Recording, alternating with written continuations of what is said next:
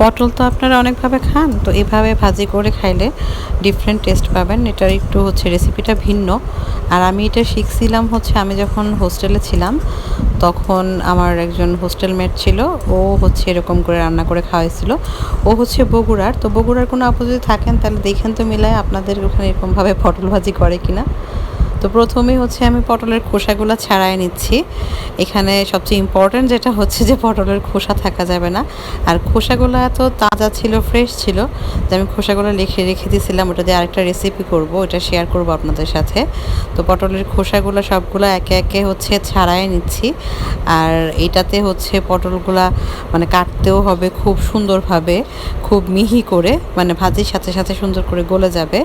তো এই তো পটলগুলো আমার ছিলে নেওয়া শেষ। এবার একটু জল দিয়ে ভিজিয়ে রাখছি, আর এই ছোলাগুলো রেখে দিচ্ছি, ওইটাও দিয়ে একটা রেসিপি বানাবো সেজন্য।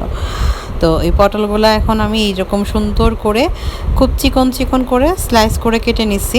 এই যে সাইজটা এরকম হবে, আরও মিহি করতে পারলে আরও ভালো, বাট এই শেপটাতেই সুন্দর আসে আর দেখতেও ভাল লাগে। আমার কাছে খুব ভালো লাগতেছে এরকম করে কাটা পটল। তো এর জন্য আবার বেটে নিতে হবে যেটা, সেটা হচ্ছে পেঁয়াজ আর কাঁচামরিচ। এটা অবশ্যই বাটাই দিতে হবে, এটাতে বাটাটাই হচ্ছে ভালো লাগে, যেন একদম মিক্স হয়ে যায়। তো এবার আমি কড়াইয়ে তেল দিয়ে আমি হচ্ছে প্রথমেই কড়াইয়ের মধ্যে হচ্ছে পটলগুলা দিয়ে দিচ্ছি, যেহেতু সবগুলো একসাথে রান্না হবে। পটলগুলা দিয়ে দিলাম সুন্দর করে, তারপরে পটলের সাথে একসাথেই আমি হচ্ছে ওই বাটা পেঁয়াজ যে কাঁচামরিচ রাখছিলাম, ওই বাটা কাঁচামরিচ আর পেঁয়াজটা দিব, হলুদ দিব, পরিমাণ মতো লবণ দিব। এই ব্যাস, এই হচ্ছে রেসিপির উপকরণ।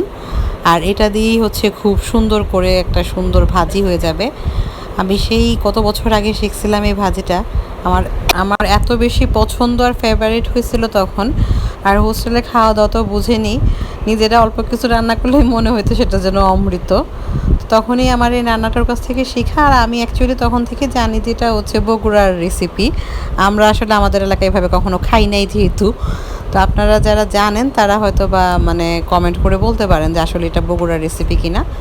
তো এই পর্যায়ে হচ্ছে আমি হলুদ লবণ দিয়ে আর এই বাটা মশলাটা দিয়ে ভালো করে মিক্স করে এটা হচ্ছে ঢেকে দিব। আর এখান থেকে প্রচুর জল উঠবে, আর তারপরে সুন্দর দেখবেন ভাজি কমপ্লিট হয়ে গেছে। আর এই তো এইভাবেই হচ্ছে ভাজা ভাজা হয়ে আসলে নামায় নেবেন। আর পটলের দামও এখন কম আছে, তো আপনারা এই রেসিপিটা ট্রাই করতে পারেন।